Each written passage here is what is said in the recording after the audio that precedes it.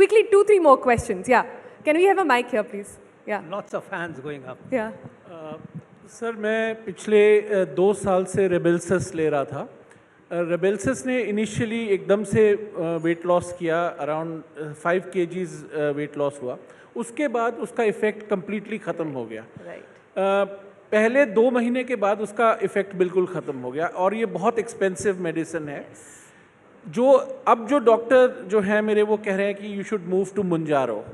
और तो ये एक विशियस साइकिल नहीं है कि हम जो ड्रग है ये पहले एक लोअर इंटेंसिटी का ड्रग लें फिर उसको हायर इंटेंसिटी करें. रिबेल्सिस जो लोग नहीं जानते मैं बता दूं, ये एक तरह की फर्स्ट जनरेशन GLP-1 है, हम इसे बोल सकते हैं, और ओरल मेडिकेशन होता है. मेरा जो स्पेसिफिक सवाल ये है डॉक्टर साहब कि क्या बॉडी का मैकेनिज्म जो है, आपकी जो ड्रग की जो सिग्नलिंग है ब्रेन को, सेचिएटी की सिग्नलिंग है, इसको क्या ओवर पावर कर सकती है brain, so that after some time you don't feel the effect of that drug? Dr. Kaur, do you want to answer that? Yes, बिल्कुल ये देखा गया है स्पेशली राइबल्सिस के साथ कि कुछ समय बाद भूख भी ठीक हो जाती है और वेट लॉस इफेक्ट भी चला जाता है.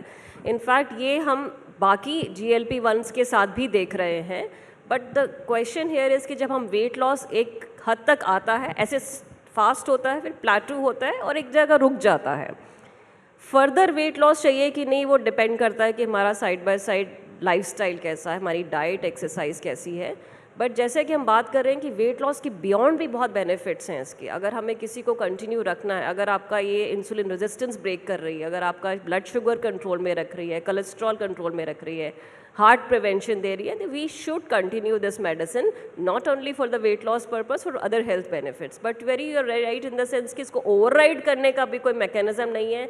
ये बड़ा ही एक चैलेंज है कि बॉडी अपना एक सेट पॉइंट बनाती है, वहीं आने की कोशिश करती है. इसलिए हर चीज़ कॉम्प्रिहेंसिव है, डाइट एक्सरसाइज उतनी ही ज़रूरी है टू मेंटेन. और बहुत सारे हाथ ऊपर जा रहे हैं. इधर इन मैडम को प्लीज़, पीछे जो बैठे हुए हैं स्पेक्स में, उनको दीजिएगा question.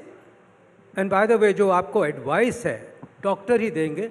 Go to your doctor and the shift over to Mounjaro, जो tirzepatide is important and may achieve for you. But lifestyle modification साथ में जो सब करना है, खाने का ख्याल, एक्सरसाइज, वो सब रहना चाहिए. Otherwise nothing adds on. I would only like to add that this body shaming that happens, जिसकी वजह से 2 भाई आपस में नहीं बताना चाहते, क्योंकि ओबेसिटी को देखा गया है कि ये एक इंडिविजुअल की प्रॉब्लम है. राइट. कि बॉडी शेमिंग कि आप ज़्यादा खा रहे हो, जबकि ऐसा नहीं है. इस वजह से आप लेजी हैं, जबकि ऐसा नहीं है. हमारा जेनेटिक प्रीडिस्पोजिशन भी एक बहुत इंपॉर्टेंट कंट्रीब्यूटर है इंडियंस में. इसीलिए ये बॉडी शेमिंग और स्टिग्मा विद ओबेसिटी हमें पूरा ब्रेक करना चाहिए. जी, इसी बात पर एक सवाल लेते हैं. या Okay, sorry. There's a question here. One, if it triggers my satiety point, how does it impact the nutritional value that I'm supposed to be getting every day? Because there is a minimum calorific energy that I need to do my daily chores. The second thing is, how long has this drug been in the works?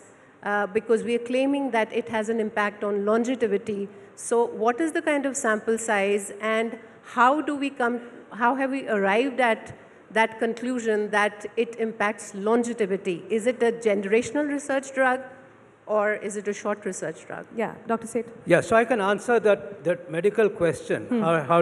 Firstly, of course, the trials for semaglutide go back now to the first published trial was in 2016, and of course the drug did its first phase in more than 17 years ago. The large-scale studies, which are outcome data, 3 years is a great outcome for a heart attack patient, जिसको उस बीच में numerous heart attacks होते हैं, उस बीच में death हो सकती है.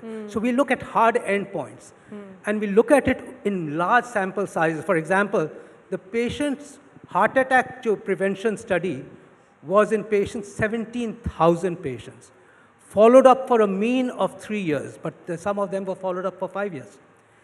The importance is that is enough science for us to tell us कि उन 3 साल में हमने 20% जाने बचाई. I hope you understand.